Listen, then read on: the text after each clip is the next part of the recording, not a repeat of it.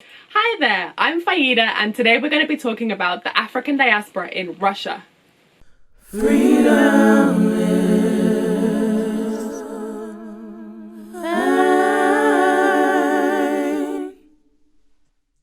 Of the 144 million people in Russia, only 100,000 are of African descent. That's less than 1% of the total population.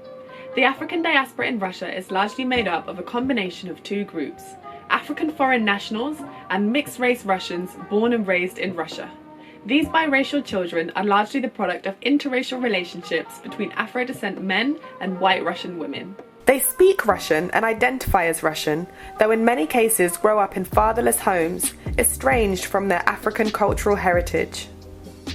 The first major record of an African presence in Russia began in the 1700s, when it became commonplace for Russian aristocracy to have black servants.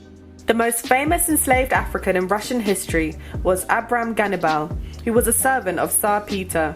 He was also the great-grandfather of Alexander Puskin, a renowned writer and poet, who was widely considered to be the founder of modern Russian literature. The great-grandfather, Abram Gannibal, was born in 1696, either in Cameroon, Ethiopia, or Eritrea, depending on the source.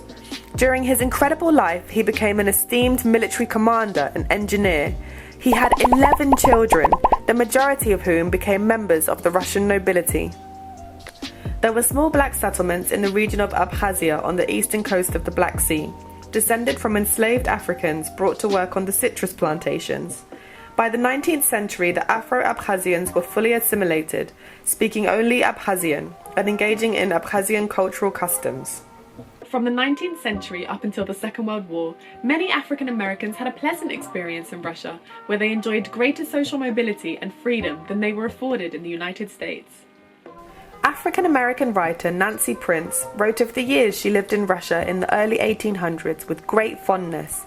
She even stayed at the royal courts of St. Petersburg with her husband.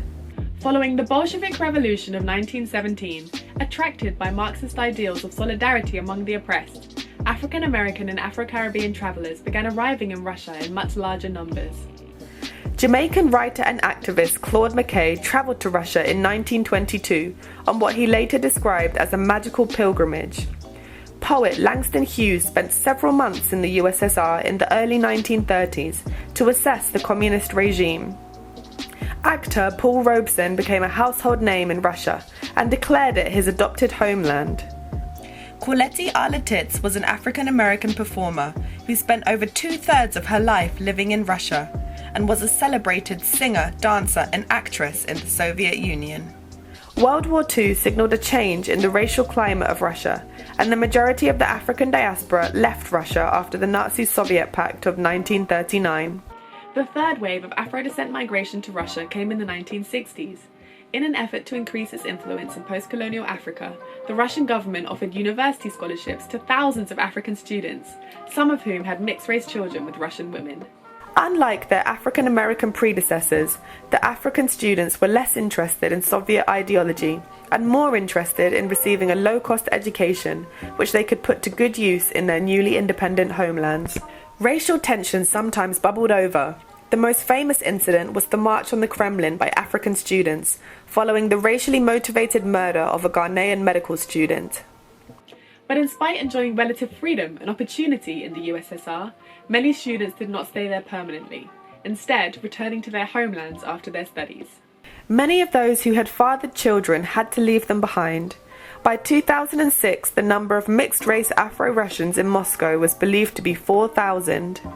The dissolution of the Soviet Union in 1991 brought with it hostility towards outsiders and otherness. The highest rate of attacks on foreign students occurred between 1995 and 2006.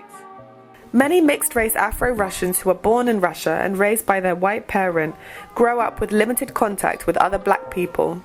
They are culturally removed from their African heritage and do not claim as strongly the African identity of other European diaspora groups. But neither are they fully accepted as Russian, often having to explain or justify their Russianness. In 2007, Afro-Russian Amelia Tynes Mensah established the Métis Fund, an international children's charity which provides social services to Afro-Russians and works with African embassies to give them greater access to their African cultural heritage.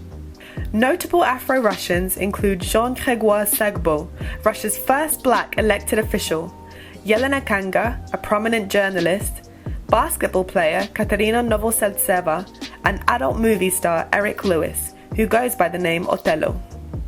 So if you do look him up, you might want to delete your browser history. Freedom.